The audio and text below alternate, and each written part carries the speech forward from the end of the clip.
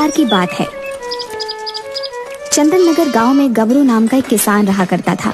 गबरू एक नेक और ईमानदार आदमी था।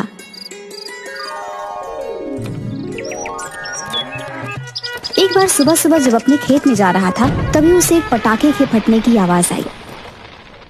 अरे वाह, अभी दिवाली भी नहीं आई और पटाखे देखो अभी से लोग जलाने लग गए। सही है, अपने अपने शौक हैं सबके।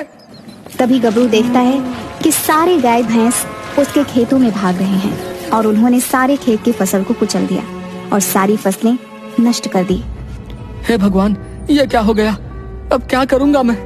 इतनी मुश्किल से तो कर्ज मांग के इस बार की फसल बोई थी। अब वो पैसे कैसे लौटाऊंगा? अब क्या करूं? हे प्रभु, आप ही कोई रास्ता दिखाओ। तभी सामने से उन्हें भोला मस्ती आते हुए दिखाई देते हैं और वह अपनी जेब में पटाखे रखते हुए गबरू के खेत के सामने से गुजरने लगते हैं। तभी उन्हें देख गबरू बोलता है, ये पटाखे तुमने जलाए अभी थोड़ी देर पहले? हाँ भाई, क्यों, क्या हुआ? तुम्हें पता है तुम्हारी वजह से मेरे खेतों का ये हाल हुआ है। तुमने जो पटाखे जलाए थे उन्हीं की वजह से ये सारे जानवर डर गए और इस तरह मेरे खेतों की तरफ भागने लगे। अरे कहीं का कहीं जोड़ रहे हो यार, ऐसा कैसे? तुम कैसे कह सकते हो कि ये सब हमारी वजह से हुआ है? हद है भाई। ज्यादा शरीफ बनने की कोशिश मत करो, समझे? मैं सब जानता हूँ, समझे? तभी वहाँ गांव का मुखिया पहुँचता है। अरे क्या हुआ गबरू, क्या बात हो गई भाई? आज क्यों भड़क रहे हो इतना इन दोनों पे? ऐसा भी क्या कर दिया इन्होंने? अरे मुखिया जी, अब आप ही मेरी मदद कीजिए। ये देखिए कितना नुकसान हो गया है मेरा। अरे बात क्या है, बताओगे भी? आज जब मैं आ रहा था तो मैंने आते वक्त पटाखों के जलने की आवाज सुनी और जब मैं खेत पे पहुंचा तो मैंने देखा कि पास के तबेले के सारे जानवर मेरे खेतों में इधर से उधर भाग रहे हैं और तभी मैंने इन्हें उसी तरफ से आते हुए देखा और इनके पास पटाखे भी हैं। आप चाहें तो इनकी जेब में देख सकते हैं। अरे तो भाई, हमने कब मना किया है कि नहीं है? बस हम तो ये कहने की कोशिश कर रहे हैं कि हमारा तुम्हारी फसल खराब होने के पीछे कोई हाथ नहीं है। हाँ, लेकिन तुम हो कि कुछ सुनने को तैयार ही नहीं हो। हम समझ सकते हैं कि तुम्हारा भारी नुकसान हुआ है, लेकिन तुम्हें भी समझना चाहिए ना कि ऐसे किसी पे तुम अपने नुकसान की भरपाई नहीं डाल सकते भाई। हो सकता है तुम्हारी फसल के नुकसान के पीछे कोई और हो, तुम उसका पता लगाओ।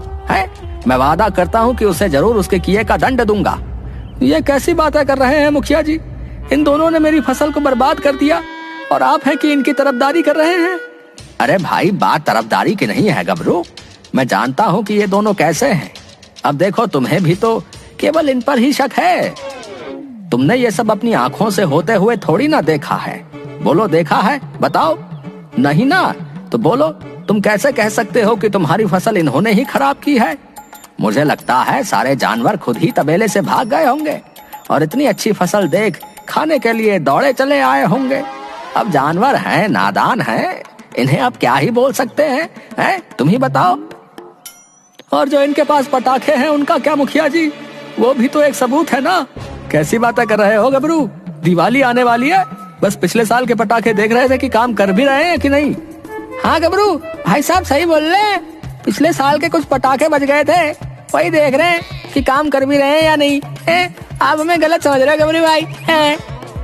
तुम दोनों भी सच जानते हो, लेकिन मुखिया जी के सामने झूठ बोल रहे हो। कोई बात नहीं, इसकी सजा तुम्हें जरूर मिलेगी। देखना, भगवान तुम्हें माफ नहीं करेगा, याद रखना। हाँ। इसके बाद गबरू मटके बना के उन्हें बाजार में बेचने लगा और ऐसे इंसान की तलाश करने लगा जो उन दोनों चतुरों को मात दे सके। इसी तरह कई दिन बीत गए। एक दिन जब गबरू मटके बेच रहा था तो उसने देखा कि एक आदमी समोसे की दुकान में समोसे खा रहा होता है और पैसे देने के वक्त जब वहाँ एक और आदमी आता है तो उससे वो मीठी मीठी बातें करने लगता है। अरे भाई, कहाँ से हो? भाई बस नगर खजूरा से आया हूँ, इधर से गुजर रहा था तो सोचा कि कुछ खा लेता हूँ। बहुत बढ़िया भाई, यहाँ के समोसे इतने स्वादिष्ट होते हैं कि दूर दूर से यहाँ लोग आते हैं। आपने बहुत सही किया यहाँ आके। मैंने भी अभी यहाँ बैठकर समोसे खाए, मेरी तो आत्मा तृप्त हो गई भाई। रुको, आपके लिए भी अभी 2 समोसे मंगा देता हूँ। और हाँ, समोसे मेरी तरफ से हैं, इसलिए आप इसके पैसे मत दीजिएगा, ठीक है? आपका चेहरा मेरे स्वर्गीय भाई से मिलता है। आपको खाते देख समझूंगा कि उन्हें खिला रहा हूँ। कृपा कर खा लीजिएगा। रुकिए, अभी मंगाता हूँ। भाई 2 समोसे उनकी टेबल पर लगवा दो। और सुनो, पैसे वो ही देंगे, मेरे भी और उनके भी, समझ गए ना? मेरे बड़े भैया हैं वो। बड़े भैया आ रहे हैं समोसे, मैं जा रहा हूँ, बाकी आप देख लेना। ठीक है। इसके बाद सुकड़ा वहाँ से चला जाता है। अरे भाई, अभी क्यों जा रहे हो? भाई जरा जरूरी काम आ गया है, जाना पड़ेगा, लेकिन आप चिंता मत करिए, सब कर दिया है मैंने, ठीक है? ठीक है भाई, अपना ध्यान रखना है। फिर मिलेंगे, भगवान करे दोबारा देखने की नौबत ना आए, वरना बहुत बुरी तरह पिटूंगा मैं।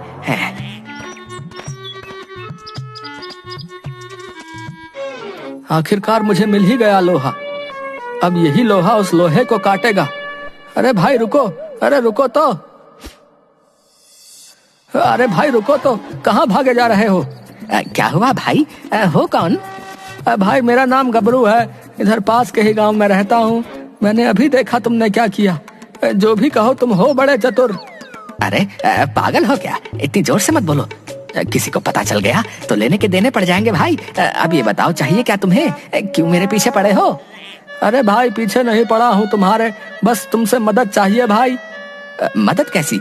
अरे भाई जान ना पहचान, तुम मेरा मेहमान है। अरे ऐसे मत करो भाई, मुझे तुम्हारी मदद चाहिए। हमारे गांव में 2 लड़के हैं, खुद को बहुत चतुर समझते हैं, लेकिन तुमसे मिलने के बाद मैं समझ गया हूँ कि तुम भाई सबसे बड़े चतुर हो। उसमें क्या नई बात है, वो तो मैं हूँ ही। अरे भाई ये तो तुझे पता है ना कि तू उन दोनों से भी बड़ा चतुर है, लेकिन इधर आसपास के सारे लोग तो उन्हें ही सबसे बड़ा चतुर मानते हैं ना, तो तुम्हारे इतने चतुर होने का क्या फायदा बताओ? अब ये बताओ, चाहते क्या हो मुझसे? उन दोनों की वजह से मेरी सारी फसल खराब हो गई भैया। उन्होंने कुछ पटाखे जलाए और उनसे तबेले के सारे जानवर डर गए और वो मेरे खेत की तरफ भागने लगे। कर्ज मांग के फसल बोई थी, अब इस नुकसान को मैं कैसे चुकाऊंगा भैया? उन दोनों को अपनी चतुराई पे बहुत घमंड है ना। मैं उन्हें दिखाना चाहता हूँ कि कोई है जो उनसे भी बड़ा महाचतुर है, जो उन्हें टक्कर दे सकता है। भाई तुम्हारी जरूरत है। बदले में मुझे क्या मिलेगा? इससे ज्यादा भला क्या हो सकता है कि आसपास के सारे तुम्हारी चतुराई की कहानी अपने बच्चों को सुनाए। बोलो, इस तरह लोगों को ठग कर क्या मजा है? मजा तो तब है जब सब लोग तुम्हारे गुणगान गाएं, तुम्हारी वाहवाही करें भैया। सोच लो भाई, मुझे तो मिल जाएगा कोई और जो मेरा बदला लेने में मेरी मदद करे, लेकिन तुम्हें ये मौका दोबारा नहीं मिलेगा भैया। सोच लो भाई, सबको साबित कर दो कि तुम कौन हो। हाँ ठीक है, अब बताओ करना क्या है? हमें पहले उन दोनों को अलग करना होगा। दोनों जब तक साथ हैं तब तक उनसे आगे जाना थोड़ा मुश्किल हो जाएगा भैया। चलो तुम मेरे साथ। इसके बाद दोनों गांव की तरफ जाते हैं। तभी उन्हें चाय की दुकान पे मुखिया जी और वो भोला मस्ती दोनों बैठे हुए दिखाई देते हैं। अरे गबरू, आओ आओ बैठो। क्या हुआ मुखिया जी, इतने परेशान क्यों हैं आप? क्या बात हो गई? इनसे मिलिए, ये हमारे पास के गांव के मुखिया जी।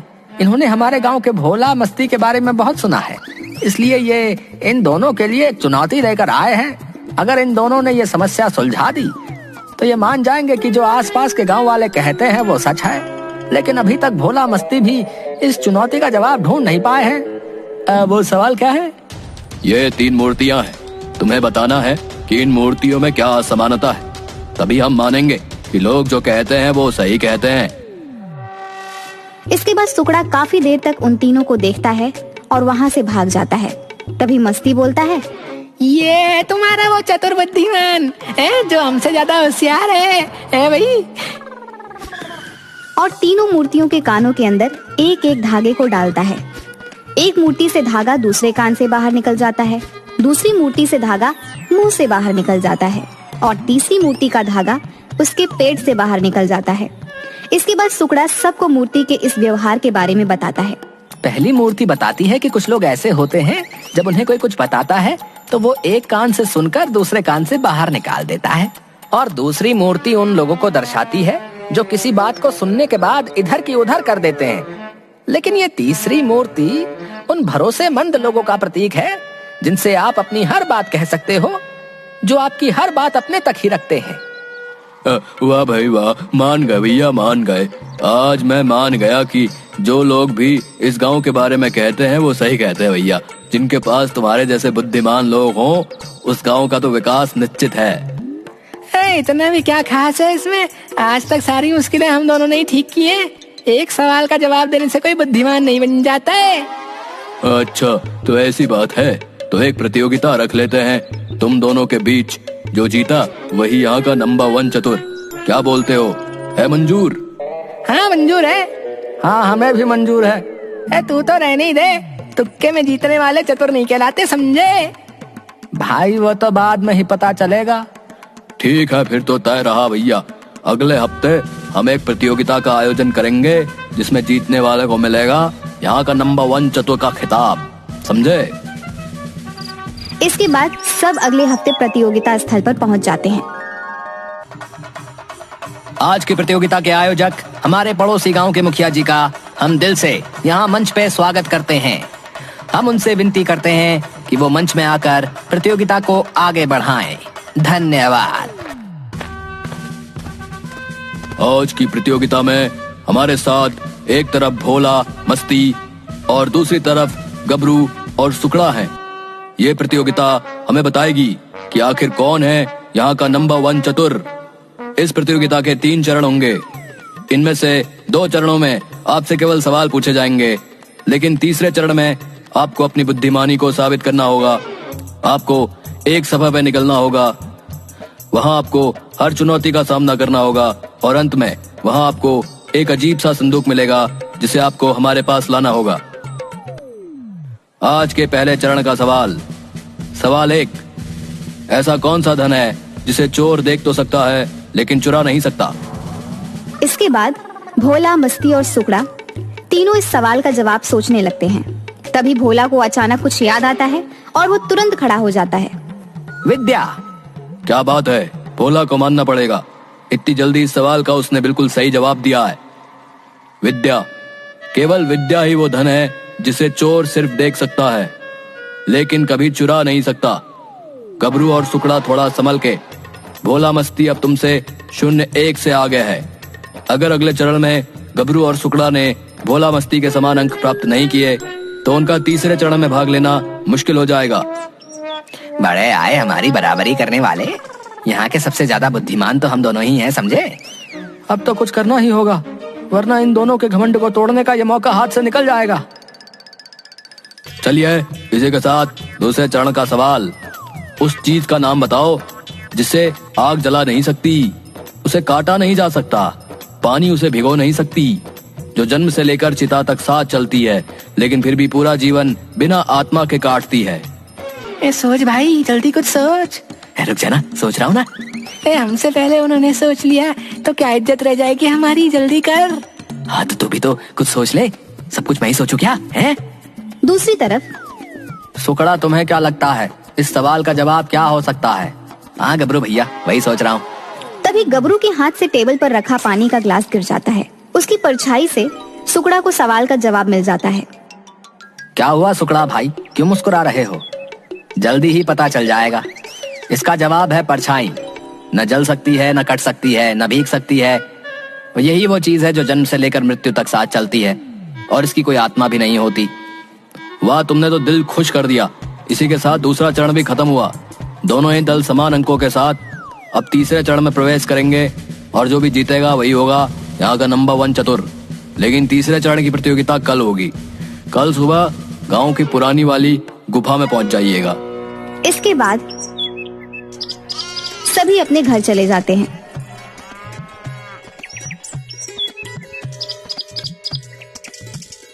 अगले दिन सभी लोग गांव की पुरानी वाली गुफा के बाहर खड़े हो जाते हैं। थोड़ी देर बाद वहां मुखिया भी आ जाता है। अरे वाह वाह, लगता है आज थोड़ा मुझे ही देर हो गई। ज्यादा इंतजार तो नहीं कराया ना आपको? अरे नहीं मुखिया जी, सही समय पे आए हैं। हम सब भी अभी आए हैं। चलिए अब आप आगे की प्रतियोगिता शुरू करिए। जी बिल्कुल। भोला, मस्ती, गबरू और सुकड़ा, अब तुम ध्यान से सुनो। तुम सबको इस गुफा के अंदर जाना है। रास्ते में तुम्हें बहुत सारी चुनौतियां मिलेंगी लेकिन तुम्हें उनका सामना करना होगा। आखिर में तुमको एक संदूक मिलेगा और जो भी उसके संदूक को लेकर आएगा वही होगा हमारा नंबर 1 चतुर। इसके बाद सभी लोग अंदर चले जाते हैं। यहाँ तक पहुँच तो गया, इसका ये मतलब नहीं कि तुम यहाँ के नंबर 1 चतुर बन जाओगे, समझे? चलना तो आता नहीं, बड़े आए नंबर 1 चतुर बनने। इसके बाद मस्ती जैसे ही गुस्से में उठता है वैसे ही पैर फिसलने की वजह से फिर से गिर जाता है। इसके बाद गबरू और सुकड़ा उस पे हंसने लगते हैं। चलो सुकड़ा, इनके चक्कर में कहीं हम पीछे ना रह जाएं। हाँ गबरू भाई सही कहा। इसके बाद गबरू और सुकड़ा आगे बढ़ जाते हैं। अचानक उनका पैर एक निशान पर पड़ता है और ऊपर से एक जाल गिरता है। वो दोनों उस जाल में उल्टे लटक जाते हैं। तभी पीछे से भोला मस्ती चल के आ रहे होते हैं। वाह, कोई हमें कह रहा था कि हमें तो चलना भी नहीं आता, लेकिन मुझे लगता है उन लोगों ने खुद को नहीं देखा। सही कहा तूने भोला। इसके बाद जैसे ही भोला मस्ती आगे कदम बढ़ाते हैं, वो भी एक जाल में कैद होकर ऊपर लटक जाते हैं। मेरी बात मानो तो तुम कुछ बोलो ही मत, क्योंकि तुम जितनी बार मुंह खोलोगे उतनी बार मुसीबत में पड़ोगे। क्यों गबरू भैया? भोला मस्ती गुस्से में अपना मुंह फेर लेता है। तभी सुकड़ा अपनी जेब से एक चाकू निकालता है और उस जाल को काट देता है और दोनों वहाँ से नीचे उतर जाते हैं। और नीचे से सुकड़ा बोलता है, ये चाहिए, जल्दी बोलो ये चाहिए। हाँ चाहिए। अरे देखो कैसे हमारे दो जंगली बिल्ले अपनी लाइन पर आ गए हैं। तुम दोनों ऐसा करो, 1 से 1000 तक की गिनती करो, तब तक हम गुफा में थोड़ा आगे जाके आते हैं। तुम दोनों को तो हम देख लेंगे। हाँ हाँ देख लेना, पर पहले यहाँ से निकलो तो सही। इसके बाद सुकड़ा और गबरू आगे गुफा में निकल जाते हैं। तुम्हारे पास वो चाकू कहाँ से आया? वो मैं हमेशा अपने पास एक चाकू रखता हूँ, क्या पता कब जरूरत पड़ जाए। मेरे गुरुजी कहते थे कि मुसीबतें कभी भी बता के नहीं आती, इसलिए जिन भी चीजों का पता ना हो उन चीजों के लिए भी तैयार रहना चाहिए। तभी उन्हें सामने एक विशाल मूर्ति नजर आती है। एक तीर के निशान का पत्थर मिलता है। कितनी विशाल मूर्ति है भैया, लेकिन ये तीर, इसका क्या मतलब होगा? ये तीर का निशान मुझे लगता है किसी दिशा की ओर संकेत करना चाह रहा है, लेकिन कैसी दिशा?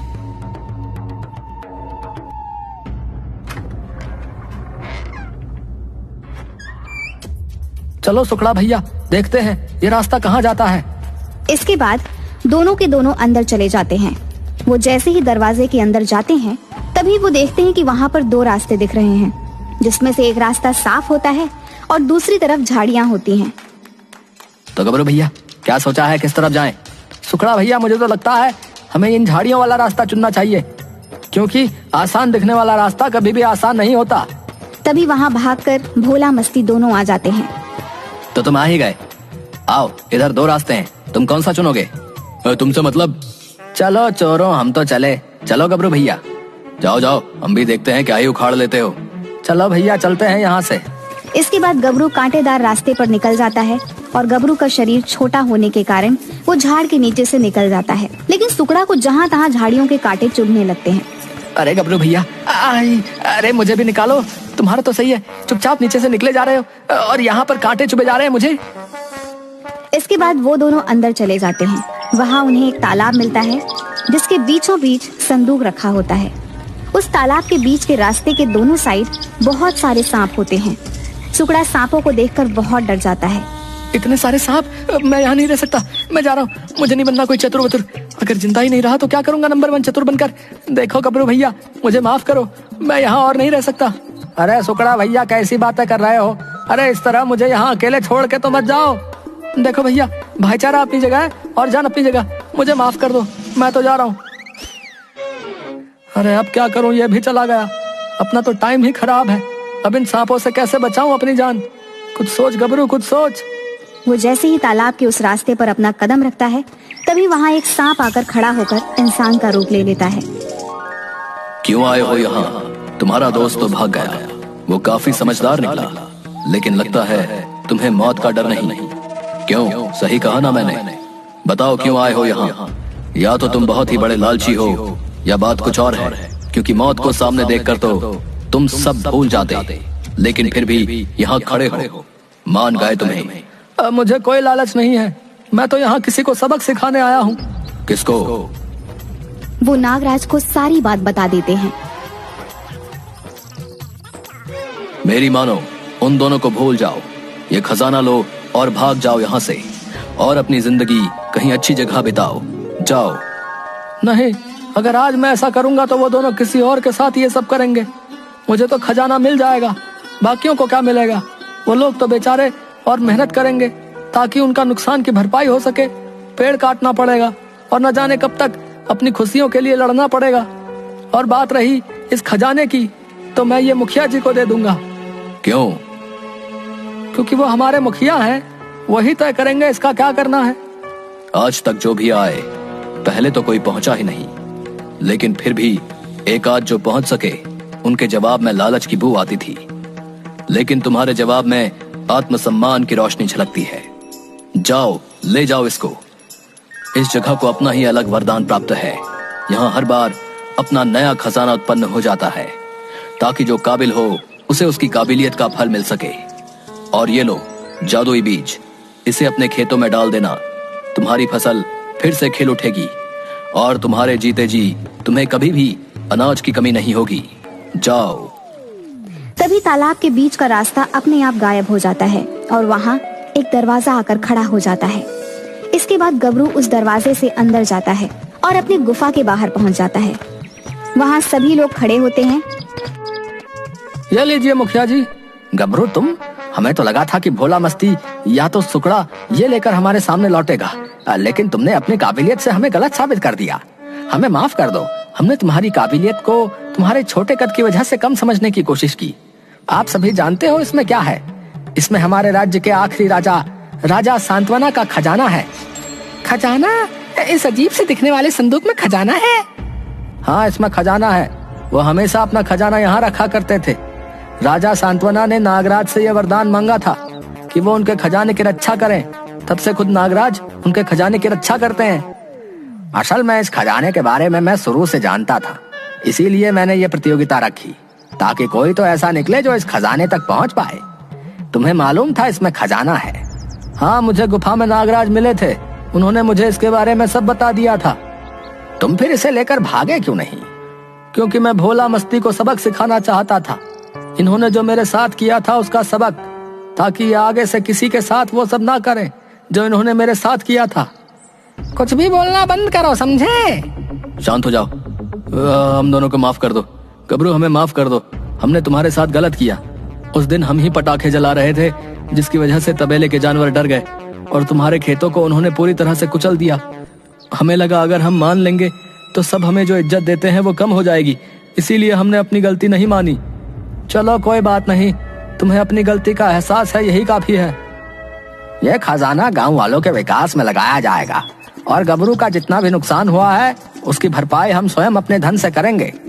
पर एक बात तो कहनी पड़ेगी, इस गांव का क्या, आसपास के सभी गांव का नंबर 1 चतुर हमारा गबरू है। क्यों भाइयों? प्रतियोगिता के साथ साथ उसने सभी के दिलों को भी जीत लिया। यही है हमारा नंबर 1 चतुर। हाँ। उसके बाद सभी लोग हंसने लगते हैं